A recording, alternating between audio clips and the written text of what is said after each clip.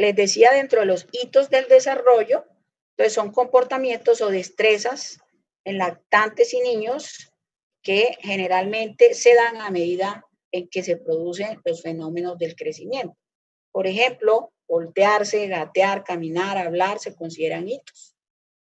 ¿Por qué son hitos? Porque son las destrezas que normalmente obtiene un niño desde el momento en que nace hasta el momento en que empieza, por ejemplo, su desarrollo psicomotor. Los hitos del desarrollo pues son alcanzados de manera variable dentro de un periodo de normalidad, es decir, hay niños que, por ejemplo, aprenden a gatear apenas hasta los 9 meses. De hecho, el gateo empieza generalmente, uno espera. Sin embargo, no quiere decir que un niño va a tener una alteración del lenguaje o alteración cognitiva porque aprendió apenas a gatear a los 9 meses de edad. No, no significa eso. Son hitos, son fases que normalmente debe cumplir un niño dentro del neurodesarrollo. Y entonces, dentro de esos hitos, pues se han establecido unas edades aproximadas para que estas habilidades o esas destrezas sean practicadas. Y esto se relaciona también con lo que hoy se conoce con la evaluación pediátrica, es decir, por eso los niños van a control de crecimiento y desarrollo durante los 5 primeros años de vida. ¿Qué me evalúa? Exactamente, los hitos del desarrollo. Y otras cosas importantes como la nutrición, como la inmunización, que yo tenga, o que usted tenga el esquema de vacunación completo, que usted tenga el peso adecuado a la edad, que usted, por ejemplo, el médico te pregunta, ya está gateando, si está en sobrepeso, entonces pues se establecerán metas encaminadas pues a llevar el niño a un peso ideal. Ya que la afectación neurológica puede tener como primera manifestación pues una detención o una regresión del desarrollo neuromotor.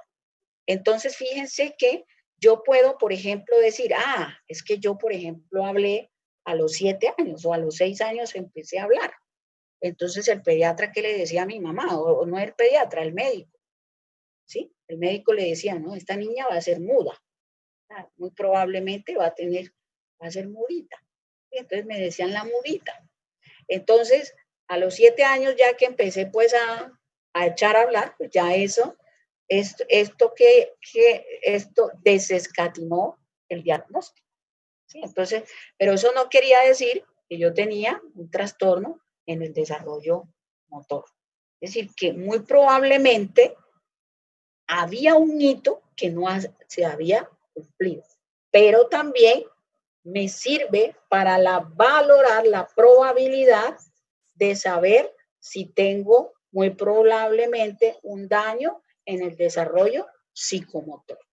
Por eso se llama edades o hitos que se producen en edades aproximadas. Edades aproximadas. Bien. Bueno, entonces miren que esto es una guía de desarrollo infantil en un niño que generalmente va de 0 a 6, de 6 a 12 meses, de 12 a 24, de 2 a 4 y de 4 a 6 años.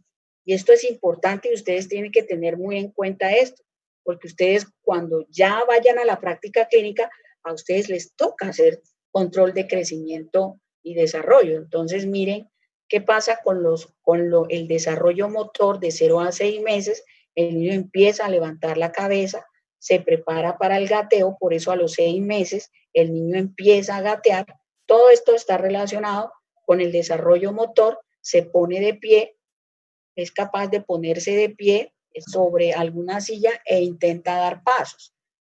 Generalmente de 12 a 24 meses el niño empieza a caminar. No quiere decir que un niño no empiece a caminar antes. Hay niños que empiezan a caminar a los 10 meses, ¿sí? Entonces ya de 12 a 24 meses el niño empieza a andar, aprende a subir escalones. De 2 a 4 años aprendemos a montar la bicicleta. salta y trepa después de los 4 a los 6 años de edad. ¿Qué pasa con lo cognitivo? Con esto tan importante que es lo cognitivo. El niño generalmente de 0 a 6 meses atiende estímulos visuales. Por ejemplo, usted le muestra una muñeca o le muestra una pelotica de color rojo, el niño va a intentar agarrarla, la sigue con la mirada. De 6 a 12, pues el niño ya es capaz de retener o tener en su mano pues un juguete, aumenta básicamente su independencia y curiosidad. Entonces el niño empieza a ir allá al escaparate, sacar zapatos, sacar todo lo que tenga la mamá pues por ahí en, en los, en los, en los sitios que queden pues muy cerca del bebé. Se muestra interés de 12 a 24 por los libros, entonces sobre todo aquellos libros que tienen muchísimos colores y los juguetes. Presta más interés por el dibujo de 2 a 4 años, entonces es cuando el niño empieza a desarrollar la habilidad, la destreza motora, la fina o la gruesa, perfecciona el dibujo de 4 a 6 años, ya es capaz, por ejemplo, de hacer una casita, de dibujar una casita con las ventanitas y tratar de, eh, de ya moldear la figura de una casa o una determinada figura cualquiera que sea. En el lenguaje, pues se comunica con el llanto, la sonrisa y el balbuceo. ¿Sí? El llanto quiere decir que pues está mojado o que se hizo popis o que está aburrido o que quiero que lo carguen. Bueno, todas esas situaciones dice sus primeras palabras de 6 a 12 meses, pero generalmente recordemos que tienden a ser palabras muy cortas. Empieza a unir palabras de 12 a 24 horas, a veces se equivoca, por ejemplo, pa, ma. Entonces te va a decir papá, entonces pa, ma. Entonces, empieza a unir palabras, se equivoca con frecuencia de 2 a 4 años, su lenguaje es prácticamente perfecto, es decir, utiliza un lenguaje mucho más adecuado, las palabras son prácticamente completas, pero en algunas circunstancias puede mostrar problemas con la fonación. Es capaz de expresar de 4 a 6 años emociones y pensamientos, y en lo social, generalmente, de 0 a 6 años, depende totalmente de los padres y de las personas que lo rodean. Muestra más interés de 6 a 12 meses, ¿sí? Por ciertos grupos, sobre todo por la mamá o por el papá, de acuerdo a la persona con quien crece el niño. De 12 a 24 meses, depende, pues, va perdiendo el apego por los papás y entonces se dedica más al juego y a buscar a otros niños, generalmente de su edad, y a interaccionar de manera con los otros niños. Y aquí, miren, esta etapa es fundamental. ¿Por qué?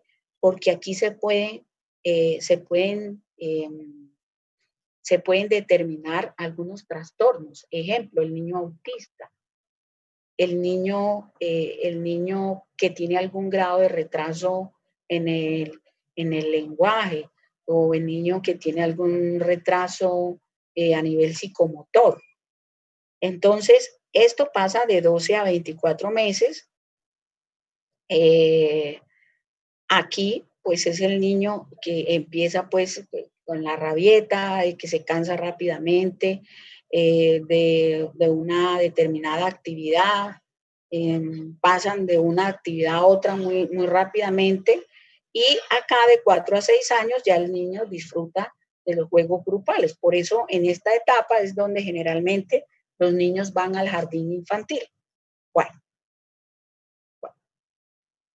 entonces, dentro de las bases del neurodesarrollo también existen unas definiciones.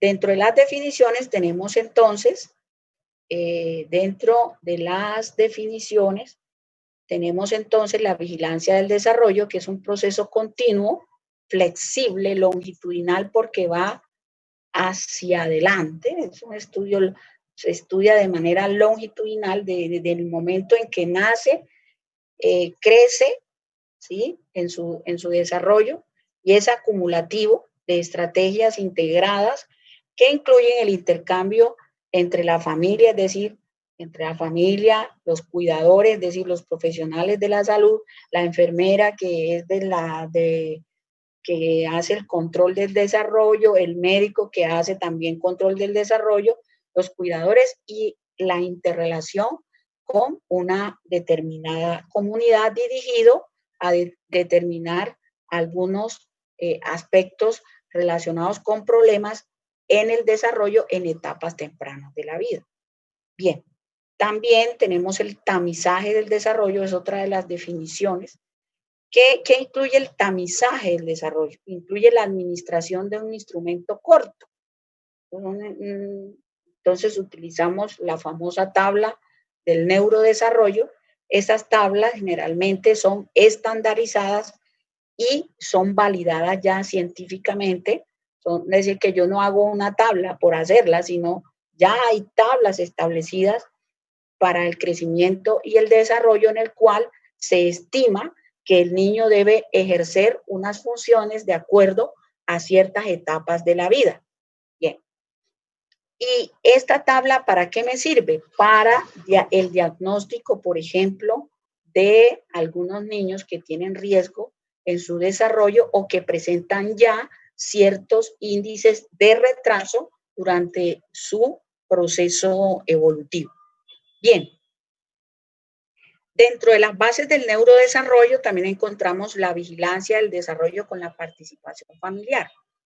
Entonces, atender a las preocupaciones de los padres encargados de los niños, obtener y mantener un historial completo, por eso es tan importante que esa tabla del neurodesarrollo permanezca como un documento de suprema importancia en la determinación de problemas asociados al desarrollo, hacer observaciones e informes precisos, y se puede hacer una cosa que se llama el fenómeno de la interdisciplinariedad, ese proceso mediante el cual para el desarrollo de un sujeto, de un niño, interacciona el médico, la enfermera, el auxiliar de enfermería, la nutricionista, la psicóloga, porque muy probablemente pues habrá niños con trastornos del comportamiento, entonces se interactuará el psicólogo y todo esto estará encaminado a identificar los diferentes factores, factores de riesgo y de protección. También tenemos el mantenimiento de la familia, es decir, mantener a la familia informada, participando acerca de esos indicadores en los cuales el niño logra un mayor o un menor grado de desarrollo. Entonces, muy probablemente tú vas a identificar en la consulta de crecimiento y desarrollo, tú vas a identificar que el niño tiene problemas del lenguaje. Entonces, pues tú vas a fijarle metas a los padres. ¿Para qué? Para estimularlo de manera que el niño logre concluir esas etapas y no tenga procesos en su buen desarrollo. Bien. Dentro de la base del neurodesarrollo, pues también tenemos unos instrumentos. Esos instrumentos, ¿qué me van a hacer? Tamizaje, me van a observar, me van a valorar el desarrollo infantil. Cada instrumento tiene unas ventajas y desventajas. Entonces, obviamente, ¿por qué? Porque a veces esos indicadores que se reflejan en esos instrumentos se desdibujan de la realidad.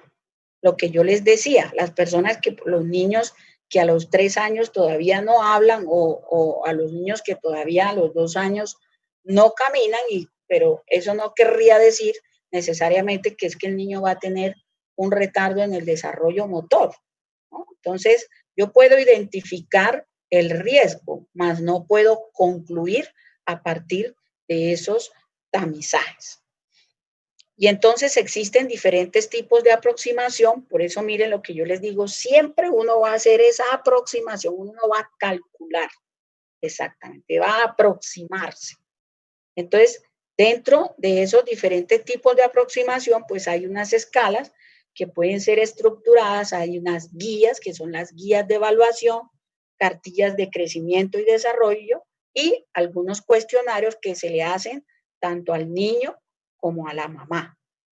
Bueno, ¿cuáles son estos instrumentos? Pues observaciones directas versus reportes de los cuidadores. Entonces, la medición directa tiende generalmente a ser mucho más objetiva, es decir, el observar la conducta del niño, pues obviamente tiene una desventaja y es que toma más tiempo, que es lo que a veces los profesionales de la salud no tienen.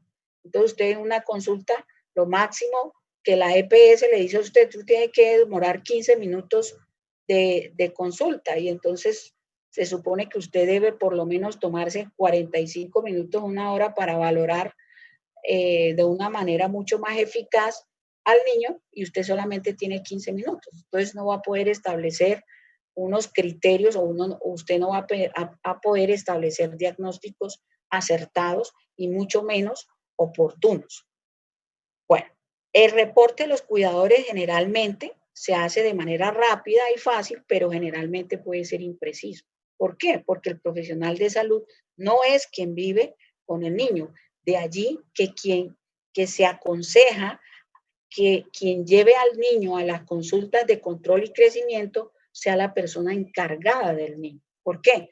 Porque cuando yo valoro al niño con una persona que no tiene ninguna o que solo está con el niño 1 o 2 veces al día o 1 o 2 veces por semana, pues yo voy a tener datos falsos que me pueden también alterar los datos y dar falso positivo o falsos negativos de las informes y los instrumentos utilizados para las evaluaciones. Bueno, entonces tenemos también que dentro de esas bases del neurodesarrollo, fíjense, dentro de esas bases del neurodesarrollo tenemos también una evaluación e intervención en trastornos. Es decir, que los profesionales deben, es decir, intervienen también en esos trastornos del desarrollo. Y hay unos periodos críticos de intervención. Por ejemplo, ¿cuáles son esos periodos críticos que el profesional debe valorar sí o sí? Es decir, es mucho más fácil valorar a un niño de 7, de 8 años de edad que valorar a un niño recién nacido. Los 270 días del periodo perinatal, los 730 días del primero y segundo año. ¿Qué hace el niño a los 6 meses? ¿Qué hace el niño al año? ¿Qué hace el niño a los 2 años? Es decir, en pocas palabras, durante los primeros 1000 días de vida, vida después de que ocurre el nacimiento. Y entonces, durante este periodo, posiblemente vamos a incidir de manera directa en la salud física, en la salud mental y en la salud emocional. Entonces vamos a establecer metas que nos ayuden a promover una adecuada nutrición, un adecuado desarrollo psicológico, un adecuado desarrollo mental. ¿A partir de qué? A partir de estrategias y de metas que están relacionadas con los programas de prevención y promoción. Bueno, es un periodo donde las experiencias podrían tener consecuencias para el resto de la vida. El niño que nunca habló y no le paré a bolas. El niño que yo veía que no establecía comunicación con sus amiguitos y yo no le presté atención. Y a los 8 años me di cuenta que el niño era autista. Entonces, miren que todas esas situaciones pues son importantes. Uno a veces no le presta atención a estas cosas, sobre todo el médico. Por eso, en la actualidad, una de las carreras del futuro es la medicina familiar. ¿Por qué? Porque usted ya le va a tocar intervenir no solo al paciente, sino que también tiene que intervenir a la familia con el objetivo de disminuir la morbilidad y la mortalidad. Entonces, ahora el médico familiar, por ejemplo, está jugando un papel importante dentro del proceso de atención en salud. Bien, entonces es importante, por ejemplo, los controles prenatales, la atención segura del parto. ¿Por qué? Porque los trastornos desencadenados por el parto, pues pueden tener incidencias negativas o pueden tener efectos negativos en el crecimiento o en el desarrollo.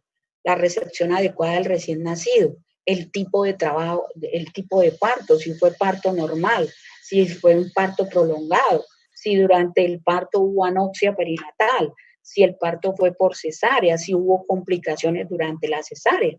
Todo este conjunto de cosas son situaciones importantes que generalmente me ayudan o me aproximan a definir el pronóstico de las bases con respecto al neurodesarrollo. Bueno,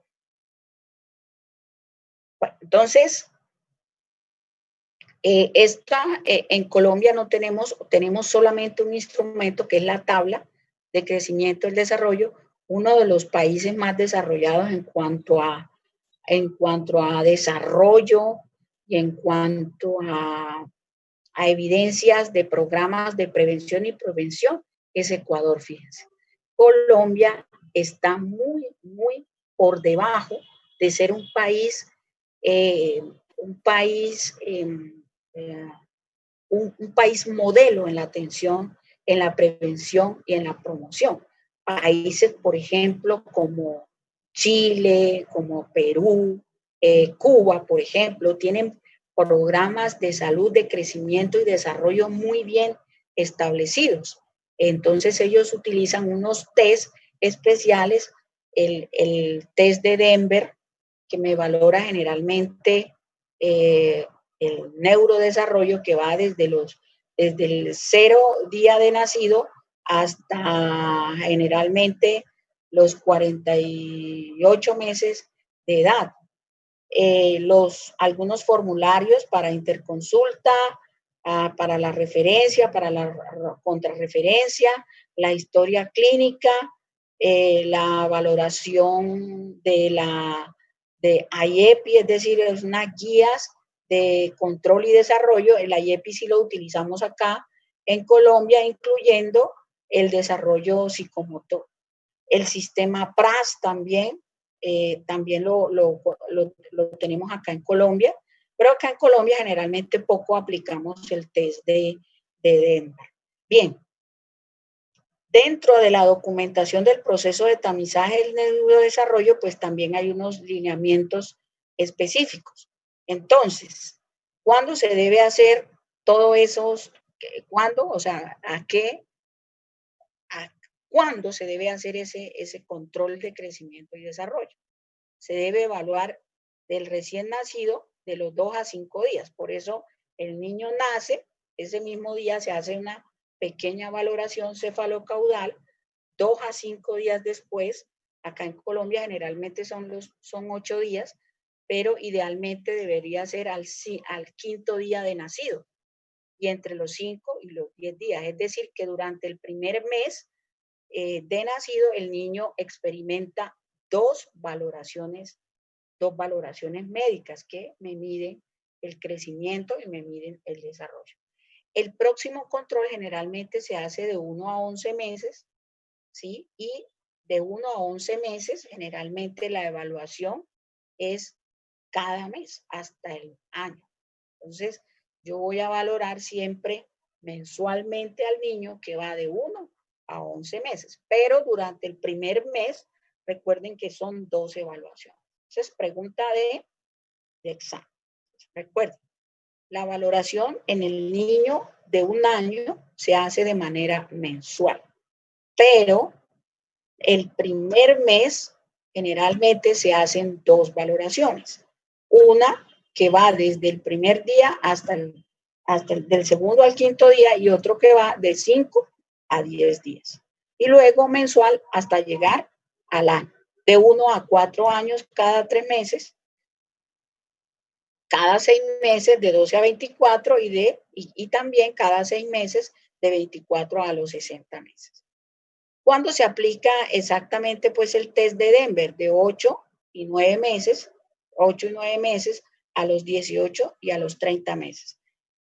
De tarea les voy a dejar por favor que me me digan o que investiguen acerca de qué es el test de Denver, en qué consiste, para qué sirve, qué valores son importantes en el test de Denver. Se registra en la historia clínica, es decir, todas las evaluaciones y todas las consultas realizadas en los niños pues deben registrarse en la historia clínica, ya sea de manera física o de manera automatizada o utilizando, por ejemplo, en la actualidad ya se utilizan plataformas que me valoran el crecimiento y el desarrollo. Bueno, esto es un Profe, anexo, miren que, dígame. ¿podría repetirme el nombre del test de qué, por Test de favor? Denver, mírelo, aquí está. Test de Denver, ¿qué evalúa y para qué me sirve? ¿Listo? Bueno, Gracias.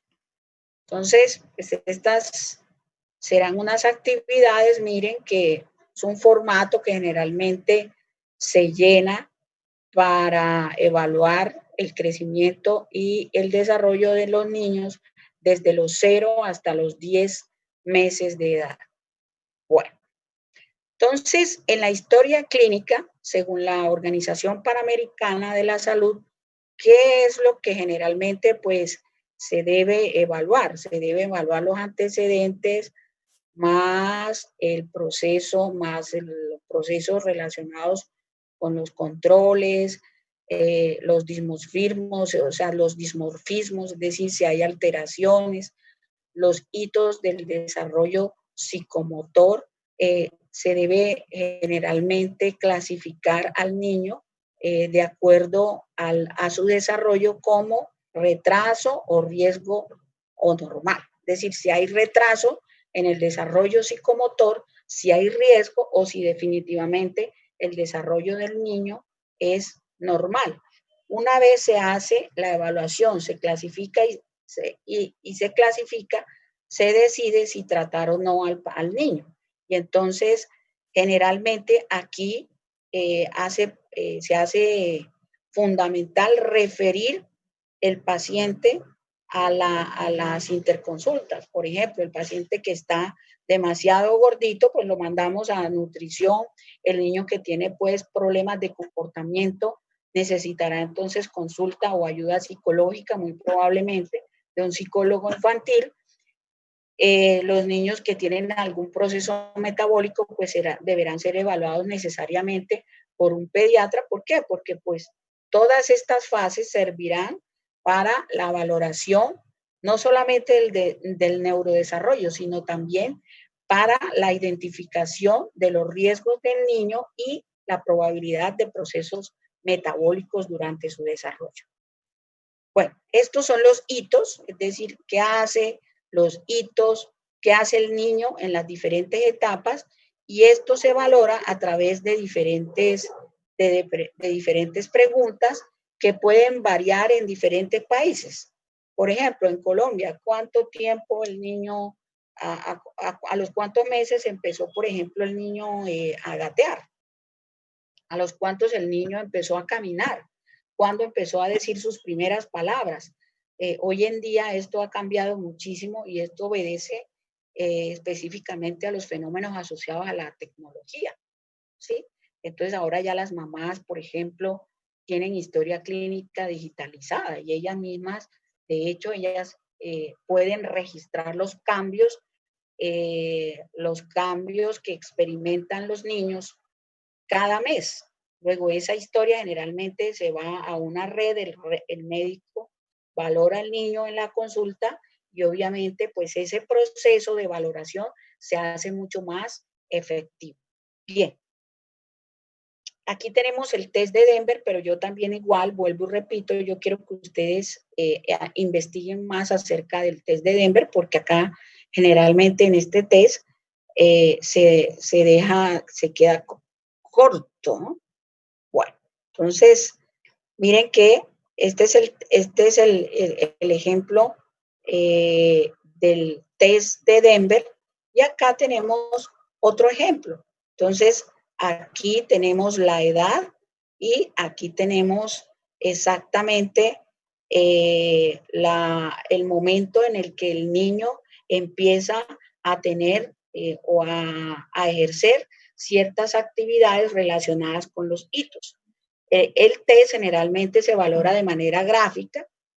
La ejecución de la tarea, o sea, se mide cuál es la ejecución de la tarea, quiere decir que el médico debe registrar el tiempo exacto en el cual el niño ejerce o realiza los hitos que están relacionados de acuerdo a su edad. Bueno, entonces, esto es lo que relaciona el test de Denver. Por eso yo quiero que ustedes amplíen sobre el test de Denver. Estas son las evidencias. Miren que esto tiene que ver básicamente con los gráficos o con las tablas que se utiliza para medir la escala de neurodesarrollo psicomotor. Bueno, ¿preguntas hasta allí, muchachos? ¿Tum, tum? No, señora.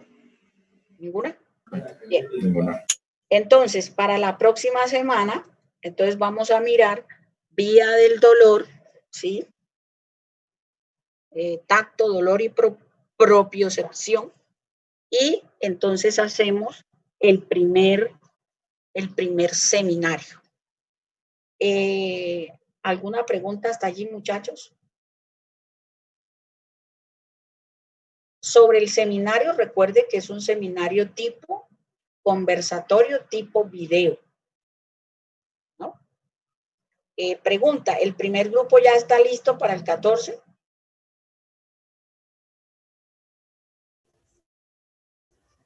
Profe, ya tenemos cierta parte investigada, pero pues teníamos lo que le pregunté al inicio de la clase y de que pues cómo iba a ser, si era Todos, con la idea es diapositivas o si simplemente era hablar.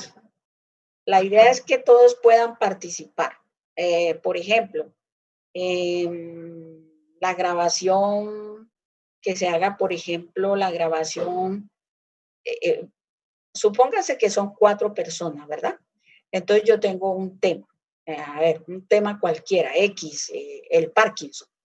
Entonces se van a dividir ese tema, se lo pueden dividir en 2 partes.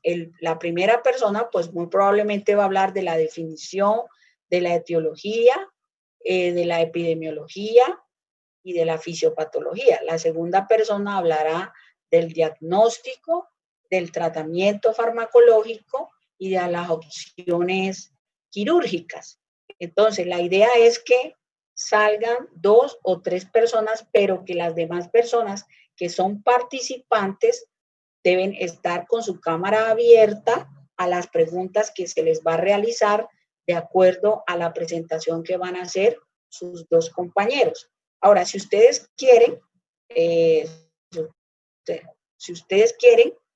lo pueden hacer en modo mesa redonda, es decir, cada uno en su casa y va a presentar su tema y ojalá que utilicen un tablerito para no utilizar tanto PowerPoint. También lo pueden hacer en PowerPoint, claro que sí, pero me gustaría que el tema fuera más a través de un video en el que participen, ojalá todos, pero que sea muy bien explicado, bien sucinto, es decir, claro, preciso y conciso, para evitar que nos extendamos. ¿Por qué? Porque recuerden que esos temas son temas bastante amplios, tienen mucho componente. Entonces, si ustedes quieren, se los pueden dividir en 2, las otras 2, si son 5, las otras 3 personas podrán participar respondiendo las preguntas que ya sea los compañeros hagan o yo también voy a hacer preguntas. Generalmente yo acostumbro a hacer entre 4 o 5 preguntas